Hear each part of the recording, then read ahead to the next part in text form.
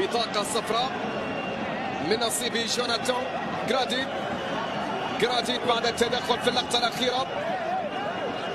طبعا التدخل كان على كيليان مبابي، خطأ يصفر حكم اللقاء. تدخل جوناتان، بطاقة صفراء ستشهر على اللاعب جوناتان جراديت في اللقطة الماضية. بالسلامة لكيليان مبابي. كيليان مبابي وقع على أرضية الملعب، نتمنى له السلامة لكل اللاعبين داخل أرضية الميدان. حكيمي كان معاتبا لجوناتان جراديت، وحكيمي قد يتحصل هو الآخر على البطاقة الصفراء.